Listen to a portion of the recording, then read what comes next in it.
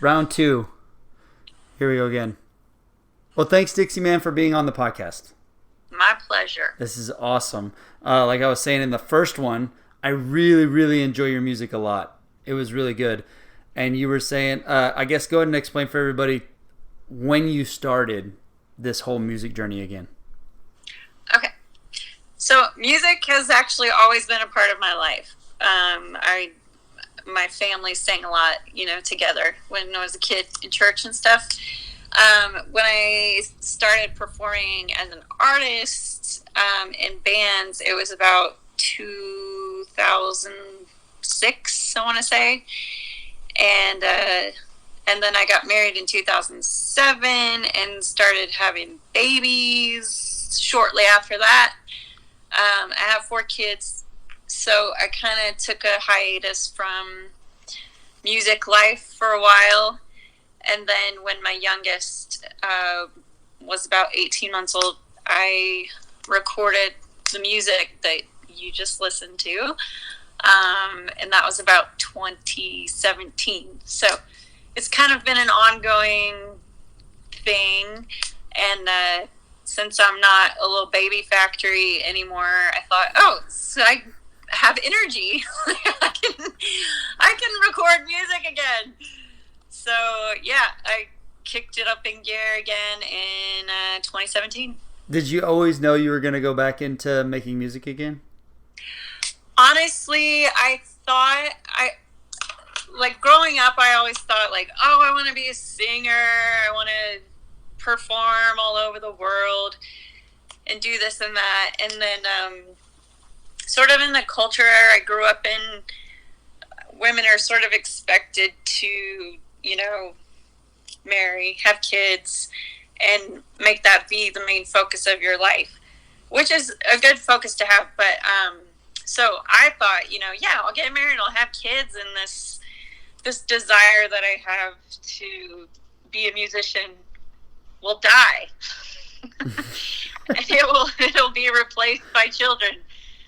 And then I had all my children, and it was still there, still just as strong. So I was like, it's still there. I'm going to do something about it, because I kept trying to drown it out and fight against it and just focus on other things. But it was always there. And I finally got to the point where I was like, okay, this is a thing that I really need to do, because these voices inside my head are not going to shut up anytime soon. And I am a bit older to get started on this sort of a track, but it doesn't really matter. Age doesn't really matter. So I still have a lot of mental barriers that I need to break down.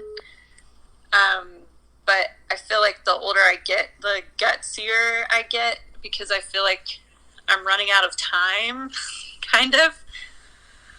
So yeah, I'm kind of rambling on now, but yeah, it's always been there. I tried to ignore it for a very long time, and it just never went away. So I gave in.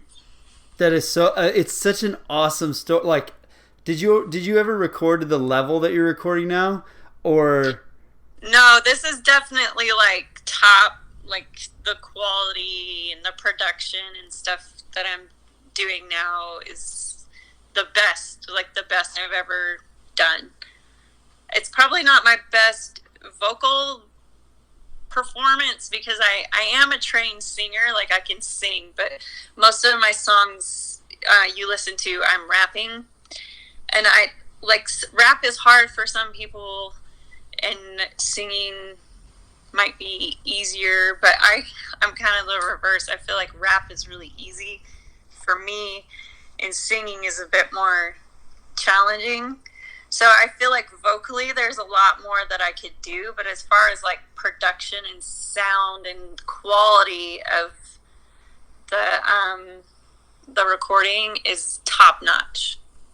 Yeah, no, it's really awesome. And it seems like you've been doing this for so long, and then to hear you took this break from just even singing, and then you got like the urge to come back to it again, and then it just jumps to this like crazy level is awesome. Like, you don't normally hear about people, like you'll hear about maybe once in a while, like it's a rare outlier that somebody starts in something like the music industry or sports so late in life.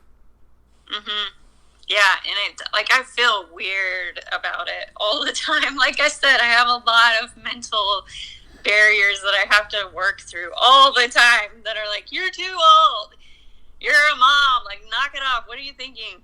Like, these are, like, all this is going on inside my head all the time, and I just have to ignore it because no one is actually telling me, like, to my face anyway. People could be talking behind my back, I have no idea. And it's not my business. But no one is actually saying, like, hey, you can't do this. You're expired, you know? So it's like, what? The only thing that's really kept me from it is me. Yeah, and so was it easy to get this recording stuff? Like, was it easy to pursue this? Did you go seek something out? Like, and you... I mean, what was your husband thinking at the time, and your kids and family and all that when you decided, like, I think I want to give this a go and I want to be a rapper? So, what I did was I knew I wanted to get back in music, and my husband knew that too. Like, when we first started dating, I was in a band, and like, he saw me perform and stuff. So it's not like it was some big surprise. He knew that this was a part of me. So when I told him, like, I want to record, I want to, like, get going on this again, he was like, yeah, you should. You know, he was 100% supportive. So it was great that way. And that's really the only way I've been able to accomplish it, is because I have a super supportive spouse. But as far as, like, rapping goes, I was just cooking in my kitchen, and my first song I recorded was Machete. I love it. I love that song. It's so awesome. If you listen to the lyrics, you can tell that, oh yeah, she definitely was in her kitchen when she started. Well, now that you say that, I watched the music video too, so it all makes sense now.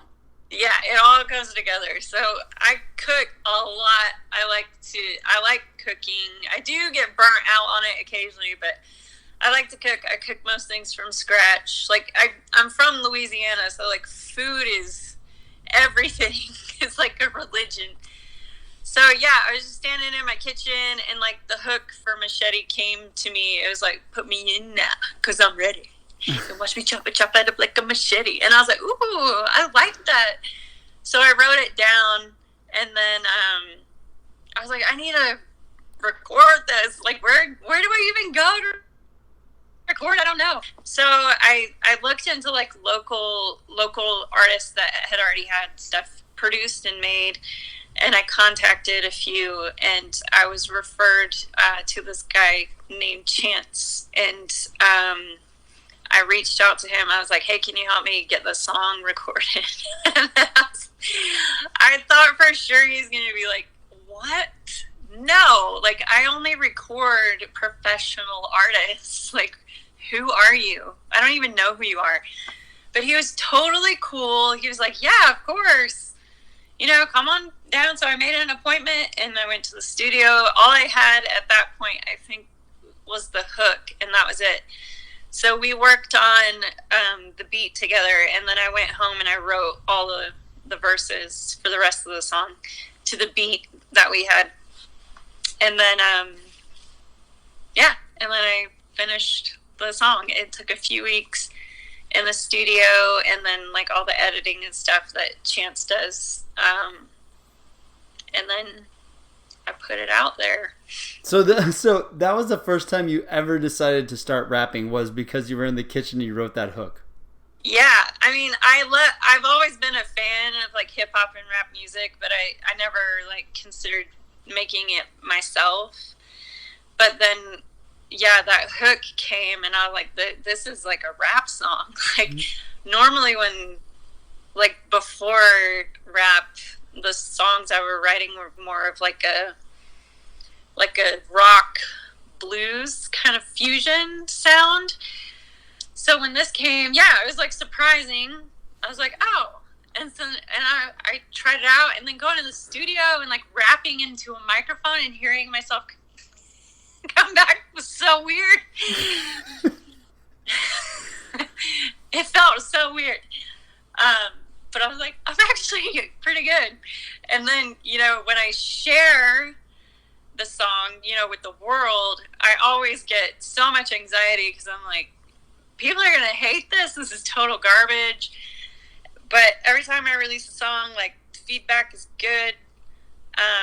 And, you know, family members are always going to tell you nice things about your songs.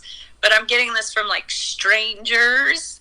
I've even had a few, like, professionals in the industry that seek out writers for, you know, ad space, TV, whatever, like, tell me that my songs could be very, like, commercial and really do well and all this stuff. But so it's not just like, oh, my family and friends really like my music. Like, I have a wide, broad spectrum of feedback coming in, and I was like, oh, okay. So Machete was received well, so I just keep writing stuff and putting it out there, and it's super fun. Like, I love the creative process. It's just birthing a song. Like, I look at my song as like my little babies, that I'm actually having a hands-on experience creating, and then they're born into the world. It's a really fun process. And I was going to ask you about how scary it was. I mean, you kind of like touched on that, but when you throw something out there into the world like that, especially in the industry, because it's a very polarizing industry, the rap, hip hop. I had a producer on here, Majestic Drama. I had him on the podcast, and he talked about the same thing. It's super polarizing being in the hip hop industry. Like, it's crazy. Like, it's almost like a slam culture sometimes. But you're like, so you almost, I wouldn't say you have to be good, because if you're not good, nobody will know. But once you start off good, it's like, oh boy. And then the next one has to be good, and the next one has to be good. And then you release it into the world, and everybody can hear it, and everybody can judge your art at that point. Yeah, it's really nerve-wracking. Like, I feel super uncomfortable every time I am about to release a song. And it's like, it's all in my head. Like I said, like, the only thing that stops me is me. So I kind of ignore, like, all the anxiety and kind of breathe through it. Like, it's gonna be okay. Like, YOLO, just get it out there. It'll be fine. Do you find, like, a sense of adrenaline, almost like an adrenaline rush, when you do pull the trigger and you post it, and it's like, I mean, you release it into the world? Oh, totally. It's like, have you ever been pulled over by a cop? Yes. You know that feeling you get, like, your gut drops and you get really cold and then you get really hot, like, instantly? That's how it feels. Like, what's the song release? Because when you put a song out, everything's digital now, so when you're distributing a song, it's, you put it in the queue to be released, and you know when it's going to come out. There's like this date, and it keeps getting closer and closer and closer, and then it comes out at midnight on that date, and like every time at midnight I get on and like see if everything went through, and it's on all the little digital platforms and everything's okay, and then I'm like, it's out there. But nobody, because it's midnight, nobody really knows. And then, like, the next morning comes, and people are listening to your song, and yeah, like, I have that little feeling like I'm being arrested. Like you're being arrested. And you just get off, like, you're like, yes, I got off. Sweet. Yeah, I'm like, oh, they like it. Yeah. Do your kids get super excited when you have a new song come out? Oh, yeah, they love it, because I play it in the car, like, when we're driving around, because the process of like getting a song produced carries on for quite a few weeks, and I'll get like version 1, version 2, version da da da da da, and I'm listening to these over and over again in the car to find the flaws, find the stuff that works really well. I'm like dissecting it all the time, so I'll listen to it over and over again with the kids. And they kind of are used to the process now. They're like, "Mommy, is this a song you're working on?" And they get really excited. And they learn the lyrics. They learn the lyrics better than I know the lyrics to my own song. It's really cute. Do you get tired of listening to your own song at that point? Like, and do you nitpick it to the point where, is there anybody who tells you like, "Okay, this is actually good. You're seeing all the tiny flaws. We need to just release this"? I'm pretty, I don't know. I mean, I do get pretty nitpicky, but not obsessively. I feel like my producer, Chance, is probably a lot more nitpicky than I am, because he's got this incredible ear that can hear things that only dogs hear, He's amazing. But I just want to make sure the song, pulls people in and takes you for a ride, and a ride that you want to stay on until it's over. Because sometimes you can listen to a song and like forget it's even there, because it just kind of like bleh, it just kind of dissipates and doesn't really go anywhere. So if I feel like my song has motion, movement, it's going somewhere, like the lyrics are good, the beat is amazing, it's got all the ear candy in it, then I'm pretty happy with it and ready to let it loose. I love that mentality. I love that mentality of just being able to pull the trigger. Have you always been like that? Like, have you always had that sort of thing growing up as a kid? Like,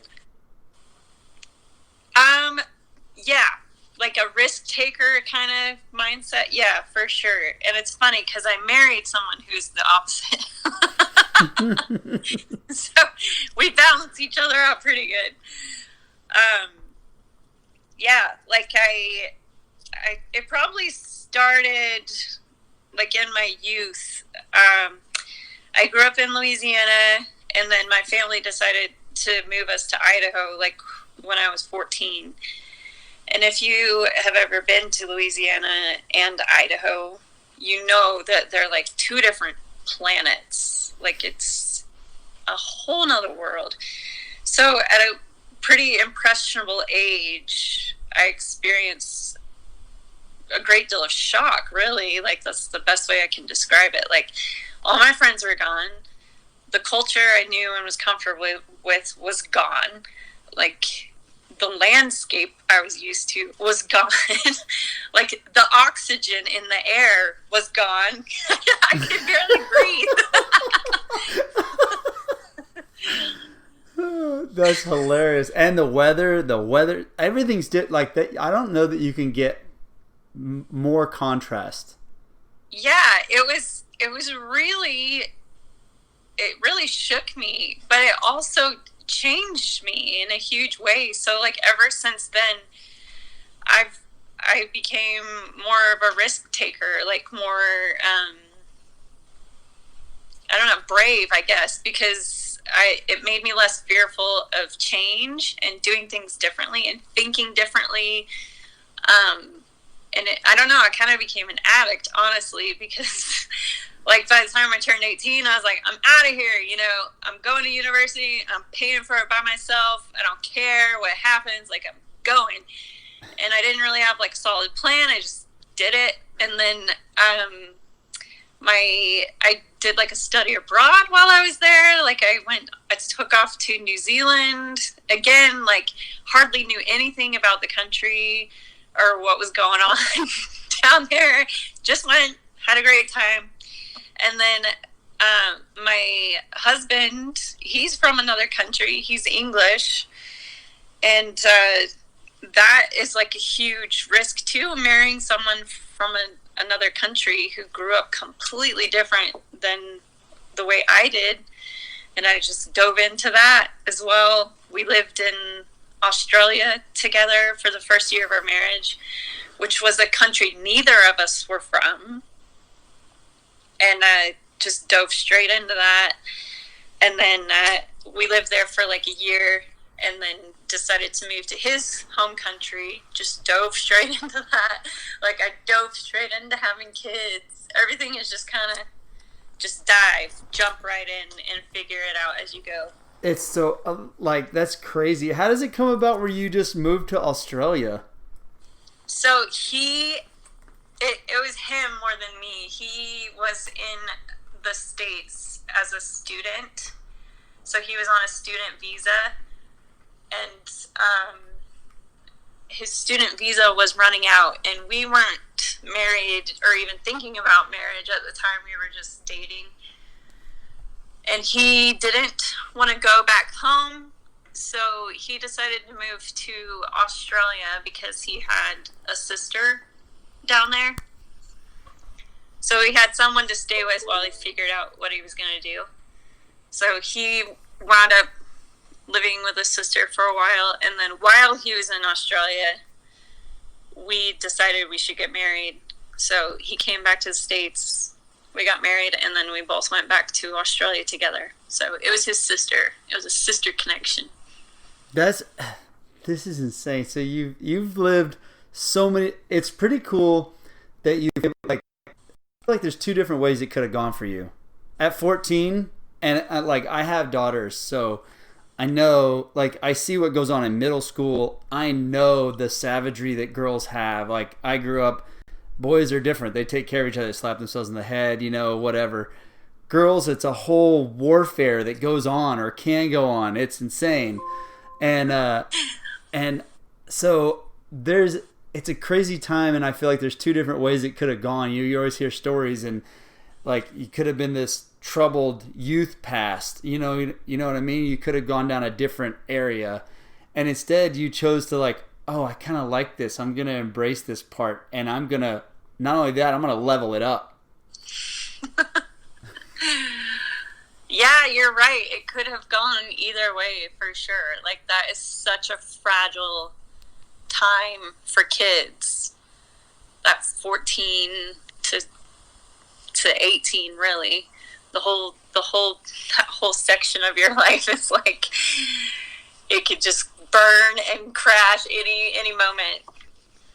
So yeah. Did you have any of that angst and stuff then? Like, was that something that you were upset that you had to move to Idaho at that time frame and leave your friends, or was it kind of like your family's pretty solid, like you were pretty close with everything and you're just, we'll just roll with it? It was a little bit of both. Like, I was definitely sad to leave all my friends, but I was also excited to, you know, experience a different place, and, you know, that I really didn't know a ton about. My mom is from Idaho, and my dad is from Louisiana, so that's kind of like where the correlation is. So I've heard about Idaho from my mom. Like, she grew up on a farm, and she would always tell all these stories about farm life. Like, so I had this whole picture of Idaho as, like, it's just farms and cows and potatoes. You know, what can go wrong? What could go wrong?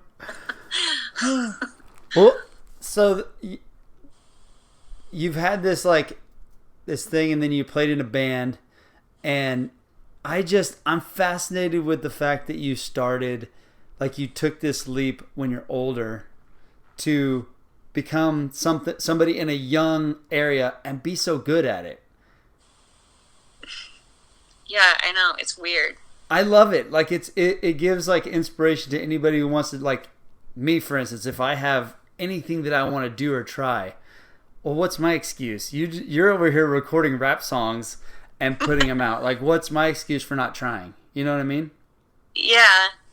I mean, and I definitely had, like, that's the thing. I had a bajillion excuses, and I feel like that's why it took me so long to just let go of all that. Like, it took me, you know, being in my 30s to be like, it's actually okay to do what you want. Just do it, and do it while you still care about it. Because that was the other part. I was like, if I keep waiting, like, and it could have gone either way. So, like, if I kept waiting and putting it off, I would either stop caring about it because, you just get old and tired and you only have the capacity to care about so many things. Like, so it would either just die, or I would never stop caring about it, and then I would become super old and unable, and I don't know, whatever, life just happens and things happen and you just don't know. So I was like, this is it. Like, this is really kind of it. I can do it now while I still have energy, while I still care, while I still want to do it. Or I can keep waiting and waiting and waiting like I have my whole life and just have all these regrets for not even trying. So that was kind of like the conversation I was having in my head.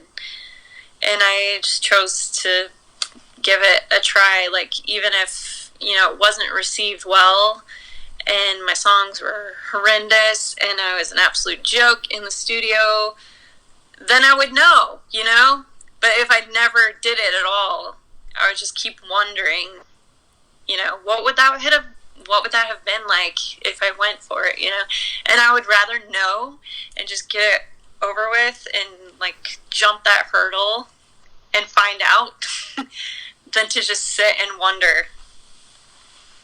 And it really is, like, a beautiful thing to be able to do that. Like, to be able to go in there and record and let it go into the world in such a vulnerable situation. Like, it's awesome. I'm sitting here going, like, man, what else can I do? She's talking and I'm like, what else? What can I do? I can do more. What are you thinking? What are you going to do? Well, so the podcast kind of started that way. Like, I kind of live that way anyway. I'm a little bit like that, where I'm like, I got an idea. I think I can make it work. But it is super scary. It's super scary to be very vulnerable, where you're putting, mine's on a super small level. Yours is on a much higher level, because I'm just having a conversation with another person. Like, you're writing a song, you're coming up with lyrics, in a pop culture world where everything's changing constantly. And then you got to make it sound good. Then you got to perform and, like, the whole deal. So there's more behind that. But the vulnerability of putting something that you've created out in the world, there's just something magical about, like when you're saying you release it and you're like, it's done. I'm going to find out. One way or the other, I'm going to find out, and I'm going to get it over with. I don't know, and this is one thing that I've constantly wondered is, what is it that makes it so hard? Like, what is that thing inside you that says, don't do that? Like, protect that. That's unsafe. And what is it that, like, makes you want to pull that trigger and makes some people not want to pull the trigger? Like, why do some people hold back? They can be super talented and just not want to give it a try. I think it's a combination of a bunch of things. So one is fear, obviously, and another is ego, like your ego protecting itself. Like, what if everyone thinks you're an idiot? Then I'm going to suffer. My ego is going to be damaged, and so your ego will, like, hold you back from a lot of that. And then the other thing is pride, which ties in quite heavily with ego. Like, pride can keep you from all kinds of life experiences, like thinking that I don't know if I was a super proud person, which I am, by the way. I have buttloads of pride that keep me in all kinds of messes. But there's another side to pride where you're, like, too proud to be vulnerable. Does that make sense? Yeah, no, it makes perfect sense because you do need to be. I mean, being proud of it, you wouldn't create things if you weren't proud. Like, it's nice to sit back and enjoy. Like, we just built a little sunroom on the back of our house, and when you're building it and you get done, you're like, I'm proud of that. It looks good. When it looks good, you're like, when it finishes and it's nice, you go, yeah, I'm proud of that. I'm proud of what we just did. Yes, and that's a good, healthy pride, because you should be proud of like an accomplishment you just made or a creation you just made. But there's another side of pride where you're like, I'm too proud to put myself out there. Like, this is who I am. Like, this is how I'm viewed in the community, and I am too proud of this image to change it in any sort of way. You know what I mean? So I don't know. It might be more ego than pride, but I think ego is rooted in fear usually, and it kind of keeps you from exploring different parts of yourself or trying things you've never tried before because it's not safe, and you might look like a fool. And it's just, I don't know, what makes me pull the trigger usually is the question, who cares? Yeah. Well, and I love the thought process too of, it's the who cares, well, if everybody thinks it stinks, I'd rather just get it over with now. Like, if it stinks, at least I know. Like, at least I have this answer. Exactly. One way or the other. I think it would, how terrible would it be to just sit back and have that rap song in the kitchen and that hook, and then never do anything with it and be like, you know, I had a pretty cool song once. You know, I wonder where it could have gone. You know, when you're older and that dreams are like, everything's faded away and you're not going to act on it. Exactly. It's like, it's good to know. Like, if you have an idea and it's bubbling away in your mind, like, it's in there for a reason. Like, share it. Get it out there, whatever it is, explore it, look into it, like, follow it and just see where it goes. And at least you know. Yeah, it's like knowing, it's curiosity, right? Like, be curious about yourself, be curious about the world, be curious about your ideas, and just see where they go instead of ignoring them and then wondering, you know, years down the road, what if? Yeah, that would be torturous. Mm-hmm. So, I think so too. Have you performed? I saw some pictures like where you've performed live. Do you like tour? Do you like go around just local in the state right now, in the town? How's all that working? I'm very local right now. I don't have like a massive following where people in other states are like, get over here, we want to hear your music. I don't have that going for me yet. Like, most of my listeners are right here where I am. So yeah, it's mostly just local right now. It's mostly just local. Where have you performed there? Just like local clubs and stuff? Do you open for people, or is it like a set show where they get you go there? It's been really random. So a lot of my listeners are female, and they're close to my age, sort of same life period, raising kids, and that I feel like my songs feel empowering to them. So I've been invited to a few like women empowerment events, where there's speakers and like yoga and meditation and stuff like that. and then I come and like rap.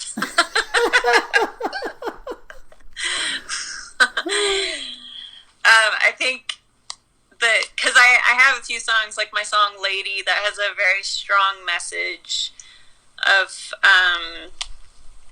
like body image and viewing your body as a vessel to do good, or to, you know, improve the world around you, instead of like something to be looked at as an ornament. You know what I mean? Yeah.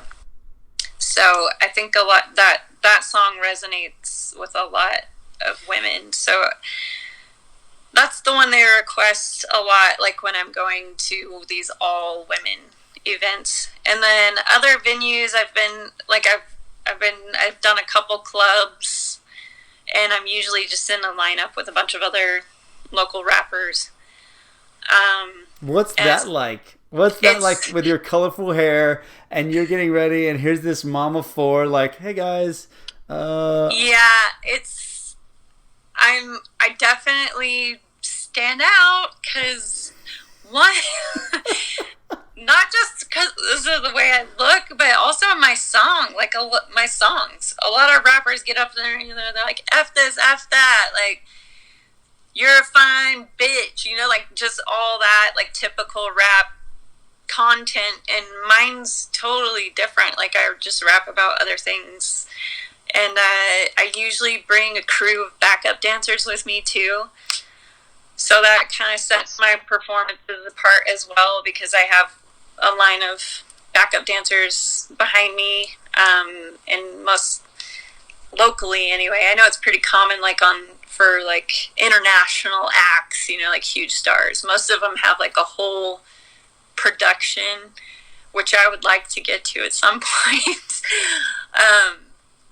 But like local, not very many people bring backup dancers to their shows, and I do. And we're usually in some kind of matching costume, and I'll have like a wig on, mainly just because I don't have time to do my hair because I have kids all over me. Well, that's a super cool look though. Like, it fits perfectly. When I saw it, I was like, dude, it just keeps getting more legit as it goes. Like, what a cool little personality. And then your little Instagram videos on top of it are hilarious.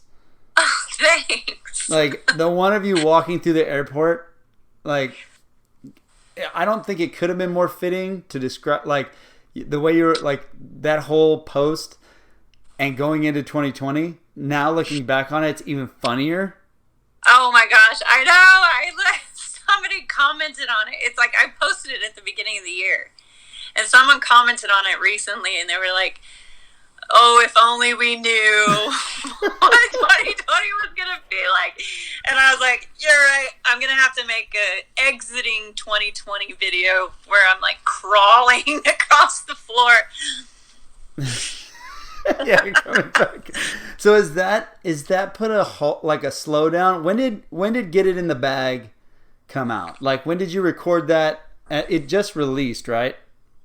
Yeah, I got it in the bag released August 25th. So we started recording that earlier in the year when things were still pretty normal.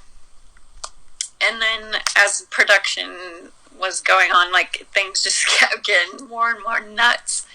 And then the song came out in August when it was in like full blown crazy town 2020. But yeah, that one we started earlier, and then as time went on, things just got more and more nuts. But I guess the main difference between this year and last year is that I haven't had any shows. I haven't had any live shows, and that's pretty common for most artists right now. Like, there's just no live shows, which is sad because I felt like I got quite a bit of momentum going last year. I was invited to several different events to perform, and then this year it was like nothing. So that was kind of depressing. Yeah. I was going to ask if you feel like maybe you're better suited to handle some of this than the artists are, just like somebody who's younger, who's put all their chips in this basket immediately, versus you who've already gone through it. Like, you started with a dream, then you, like, your dreams and goals change, and you had a family and it's on the back burner, and then all of a sudden you're like, okay, let's do it again. And then you make it happen the way you did. So you're kind of like used to dealing with adversity and setbacks.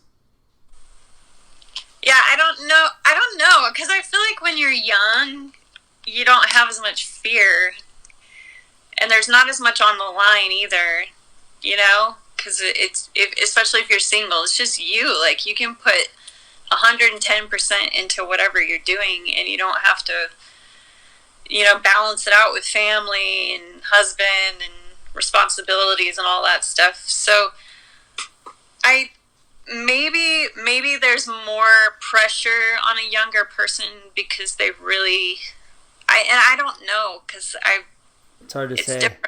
Yeah, it's hard to say. Like, it's different for everybody, but I am like, if somebody wants to do it as a career and they're a younger person, yeah, maybe they put more pressure on themselves because it's like, this is the time, And for me, it's difficult because I have so many responsibilities that are pulling me in all sorts of different directions, and so it's hard to focus on my music for like an extended period of time. Like, I kind of have to compartmentalize my life. Like, okay, this is music time. Like, I have 1 hour today to write a song, like, and that's it. So, Jeez, like everything is really like, I have to be super duper organized. So I guess in that respect, it's harder for me just because of time. Like, I don't have all the time in the world to focus on music. But as far as like, I don't know, like pursuing it as a career, I might feel a little bit more relaxed because I do have a family and I have support, and my family also isn't depending on me to, reach superstardom, like, yeah. I don't have that pressure on me. Yeah, that's what I was thinking of it that way. But then when you explain it, I love the way you explained it because it actually touched to like the way any grown adult with a family that's, busy and doing things involved is thinking. Like, time management is a must. You have to manage the time. Yeah, because people always will go like, I don't know how you do it. And it's like, well, it really isn't that hard. I've kind of done it. You get used to time management and to like prioritizing things, and you're like, well, you can just make it happen. Just put it in this time slot. But it's just there it is. That's why it made this so fun. Like, today I'm like so frustrated because it seemed like so many things were happening, knocking me off of that little schedule. I'm like, okay, I got to roll with the punches, which I'm pretty good at, but I've got another person and they're probably busy and I've got to get, and then it's just one thing after another that sets it back. So when I'm late, I get really like, I kind of get upset at myself, like, oh, you should have planned that out better. Yeah. Well, there's only so much planning you can do. You plan so that you can feel relaxed and move forward and make sure everything happens. But then life happens. But the plan is still there, so you can weave in and out of the structure as it works for your day, with kids. Like, so many things can happen in a day with children. You just never. But going back, so writing is something very like specific. So I mean, it's people can think all the time like, oh, that's easy to do. I can do that. I can do this. Your mind has to be in a certain place a lot of times, like, and then you have to be flowing a lot of times. I would imagine, like, it needs to be in a rhythm, just like your song. Your words come out in a rhythm, and you need to be in that place focused. Is it difficult to go from like, okay, I've got to decide whether they're going to go to school today, who's got their lunches, what's happening here, and now I have to write a song? It's different every time. Like, we talked about Machete. Machete, for me, came while I was doing something else. Like, I wasn't sitting down and writing a song. I was making dinner. So I had to stop making dinner for a second, write down my ideas, and then carry on making dinner. And then when I had time again, I picked up the song again and finished writing it. Other times, and this is how it is more often for me now that this has become like a more regular part of my life, is where I'll schedule time, like songwriting time. This is the time you sit down and write a song. And whether it's there or not, it doesn't matter. You have to just go at it because this is the time. So and sometimes it is flowing, and sometimes it's really hard. It's like squeezing water out of a rock. Like I have to really really strive for it, and other times it just flows. So it just depends on the day and like what's going on. But I listened to this book. It's called The War of Art. Oh, I love that book. Have you listened to that? It's the best book. It really is awesome. No, I need to listen to it again because he goes on and on and on about resistance. And I love what he said about like just setting up and this is kind of like why I've morphed into this, like setting a time for songwriting, because the author, and I can't remember his name right Steven now. Pressfield. Thank you. So he mentioned like you have to set up your workspace, you have to set the time aside, and you go to work, because he's a writer. You know, like I don't write books, I write freaking songs. They last for 3 minutes. If I sang a book, it would last for like a week. So he is very diligent about setting his time aside to sit down and do the work. And it doesn't matter like what you're feeling, if you're feeling inspired or not, it doesn't matter. You just have to set that time aside and do the work. And the inspiration or whatever will come. It will become a more regular thing because you are more regularly seeking for it. So that kind of set me on this track that I'm on now of just making the time. Isn't that, it's such a crazy idea. And I'm sitting here thinking about like, you probably write down songs that are like, oh, that's not going to work. Like you get done and you write down a song, you're like, I don't like those lyrics, like, and trash them. Just like Steven Pressfield probably starts writing a book and he'll get so far and go, no, this doesn't work. This isn't right. But all of that, it's like reps over, like the more reps you get, eventually that one good one is going to be there. Yeah, totally. Yeah, it is just like fitness. It really is, because creativity is a muscle. The more you use it, the more powerful it becomes. The more quickly flow will come because you're open to it and you're ready to receive it. And that channel between you and inspiration, you know, wherever you think it comes from, I think it comes from God. That channel between you and the inspiration source just gets stronger. It turns into like a super highway the more and more that you use it. And I've found that to be true in my work. Like it's so much easier to crank a song out now because of discipline. Well, it's like, I mean, if you want to go religion in that sense, and whether you're religious or not, the parable of the talents is a perfect example of any of that, because you have, you know, the guys that went and used their talents and made more out of it, and then a guy that squashed his talent and he was chastised by his owner because he didn't use the talents that were given to him. Yep. Yeah. So it's, I mean, whether you're religious or not, it doesn't really matter. That holds true for anything. If you've got a talent, the only way it gets better is to put more time in and more effort. And it doesn't mean you're going to be great. You're not going to become rich from investing if you start small. But eventually, you're going to learn how the process works. You're going to learn how writing works. You're going to learn how anything, whether I was in action sports, any sort of trick. If you want to do a trick on rollerblades, a skateboard, a bicycle, it takes so many falls and wrecks and effort and practicing to get that one thing. But then you get it and it's almost like, oh, I can do this every time now.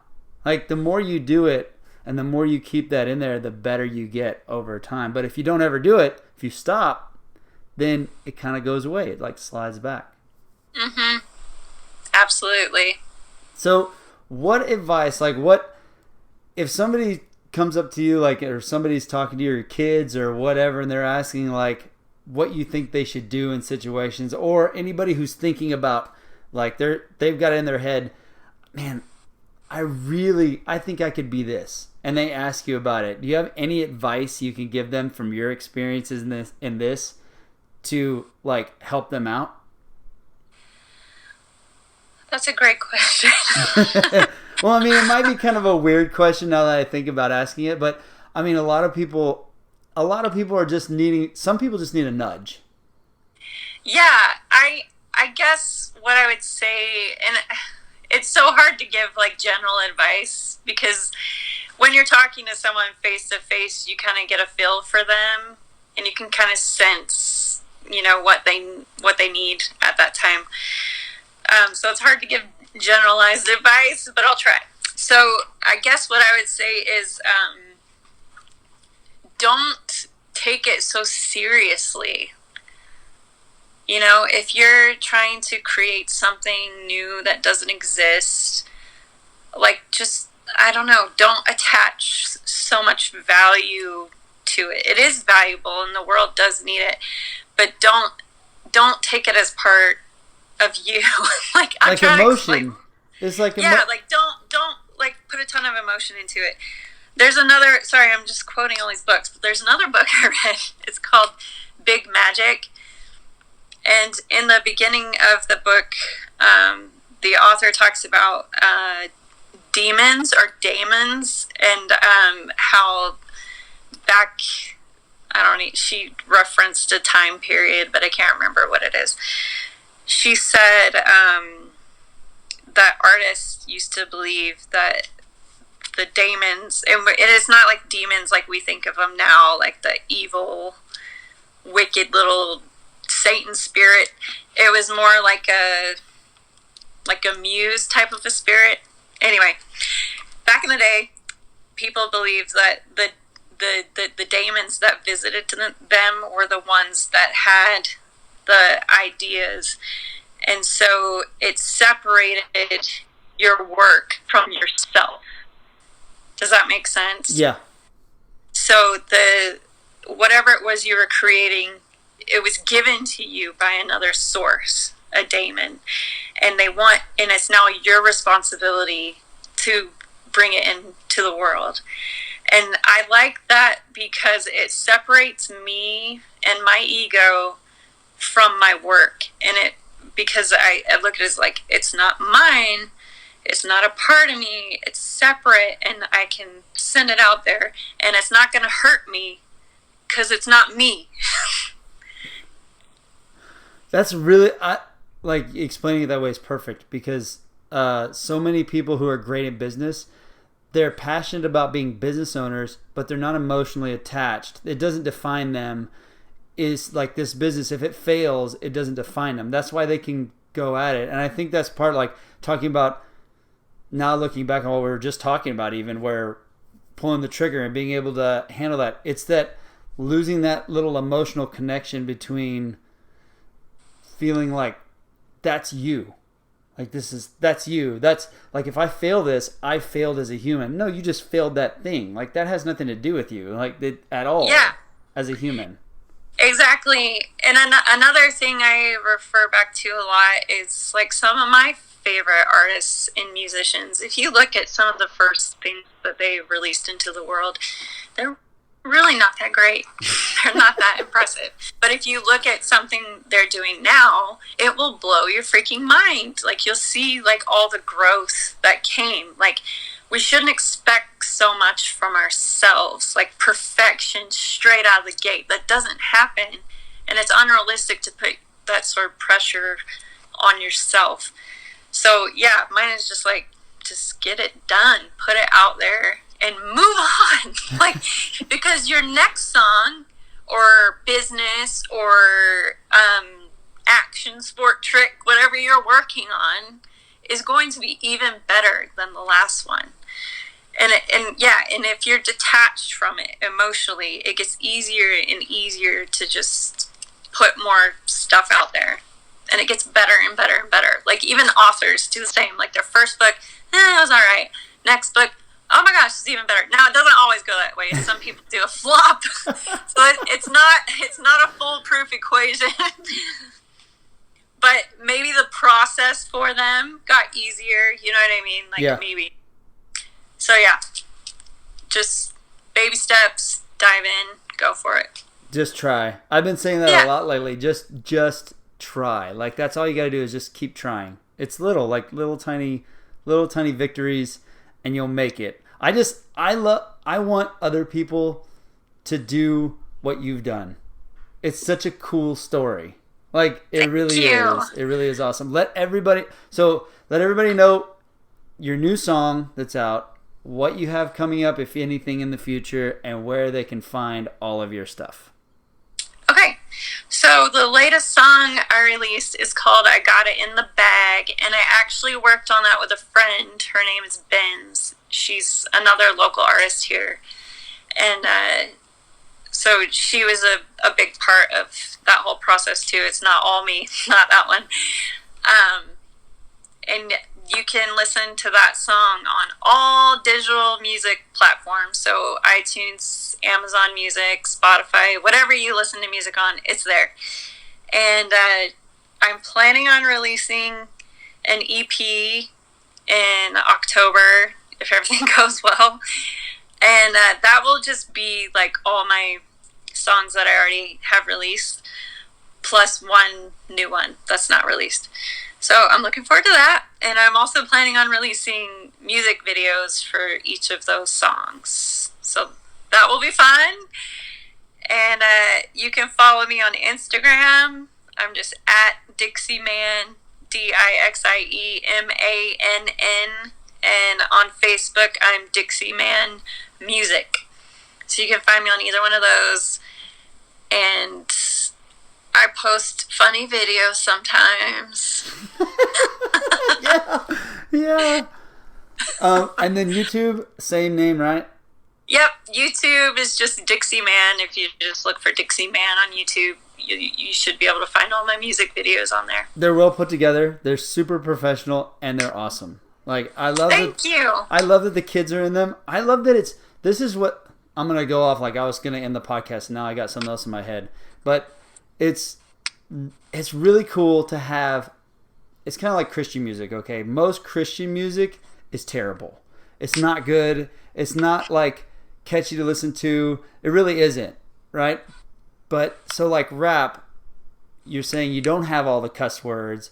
It's something your kids can listen to, but it's also awesome at the same time. Like you've mixed both worlds. Usually those things don't mix. Like if you're like, you go, oh man, that guy's cheesy. The beat's cheesy. The lyrics are cheesy. It doesn't work. Yours works, and it's awesome. Thank you so much. And that's a writing challenge. Like that's hard. Like to make a clean rap song that isn't dorky. Yes.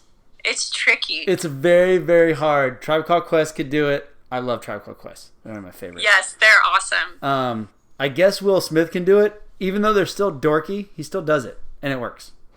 Yeah.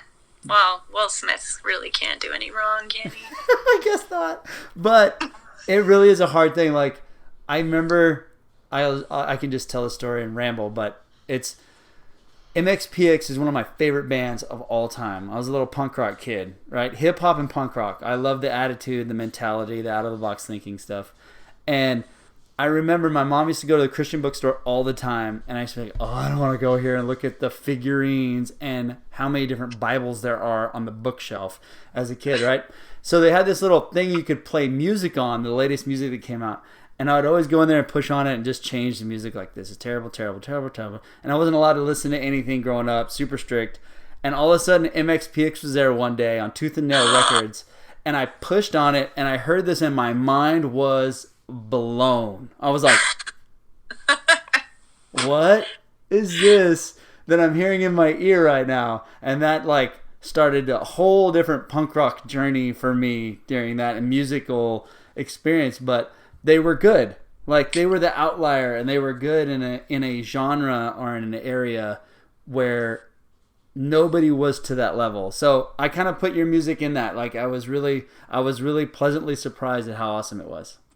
Aaron, thank you so much. This really means so much to me because, I put time into this stuff, and to hear personally from someone that, has put it to that level. Like, it's really flattering. Thank you. Well, I hope you get all the listeners and followers. I hope your career just skyrockets. So, anything, I'll repost everything. I'll get as many people as I can to repost it. I just want to see it go because it's awesome. I love it. Thank you. You're so kind. Thank you. All right. Well, thank you for being on. No problem.